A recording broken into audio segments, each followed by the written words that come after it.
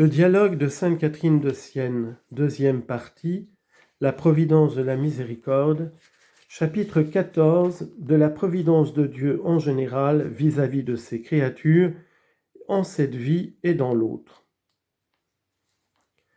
Ma fille, dilate ton cœur et ouvre l'œil de ton intelligence, éclairée par la lumière de la foi, pour voir avec quel grand amour et quelle providence j'ai créé l'homme et tout ordonné en lui, pour qu'il jouisse du souverain et éternel bonheur qui est le mien.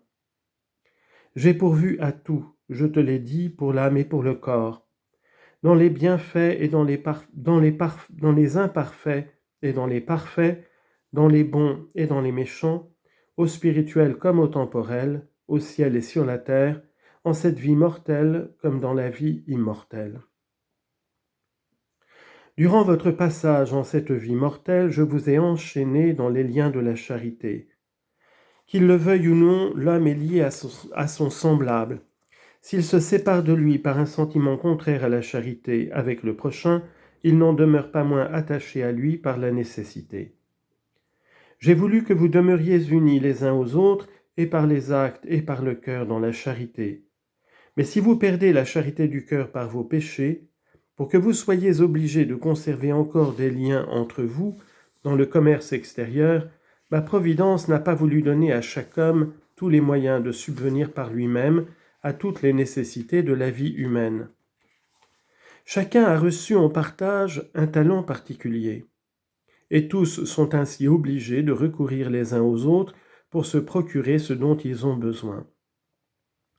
Tu peux le voir, l'artisan a recours au laboureur, et le laboureur ne peut se passer de l'artisan. Chacun d'eux a besoin de l'autre, parce que chacun d'eux ne sait pas faire ce que l'autre produit. Pareillement, le clerc et le religieux ont besoin du séculier, et le séculier ne peut se passer du religieux. Ils sont nécessaires l'un à l'autre. Ainsi en est-il du reste des hommes. Ne pouvais-je accorder à chaque homme tout ce qui lui était nécessaire ? Oui, bien. Mais c'est ma providence qui a voulu que chacun fût soumis à son semblable et fût ainsi amené par le besoin qu'ils ont les uns des autres à demeurer unis par les actes extérieurs et par le sentiment intérieur de la charité. J'ai fait éclater en eux ma magnificence, ma bonté, ma providence, et ils se laissent mener par les ténèbres de leur propre sensualité. Les membres mêmes de votre corps devraient vous faire rougir, car eux pratiquent entre eux la charité que vous ignorez vous-même. Quand la tête est malade, la main lui prête assistance. Si c'est un doigt, ce tout petit membre qui souffre, la tête ne dédaigne pas de se porter à son aide sous prétexte qu'elle est la partie la plus haute et la plus noble du corps. Elle vient au contraire au secours, à son secours, avec tout ce qu'elle possède, avec l'ouïe, avec la vue, avec la parole. Ainsi font tous les autres membres. Ce n'est pas de même qu'en agit l'homme orgueilleux qui, voyant l'un de ses membres pauvre et infirme, ne l'assiste pas dans sa nécessité, non pas certes de tout son avoir, mais encore de la moindre parole de bonté. Il n'a pour sa misère que des reproches, et détourne la tête avec dégoût. Il regorge de richesses et il laisse son semblable mourir de faim. Il ne s'aperçoit pas que de sa bassesse et sa cruauté font monter jusqu'à moi une odeur de mort. Mais c'est pour les profondeurs de l'enfer qu'est faite sa corruption. Ma providence, cependant, veille sur ce pauvre, et par la pauvreté lui prépare des richesses magnifiques, tandis que le riche, s'il ne revient à résipiscence, subira les reproches dont l'accablera ma vérité et qu'elle annonce dans le Saint Évangile. J'ai eu faim, tu ne m'as pas donné à manger, j'ai eu soif, tu ne m'as pas donné à boire, j'ai été nu, tu ne m'as pas vêtu, j'ai été malade, j'ai été prisonnier, tu ne m'as pas visité. Matthieu 25, 42. Il lui servira de peu à ce dernier jour de prétendre s'excuser en disant « Mais je ne vous ai pas vu.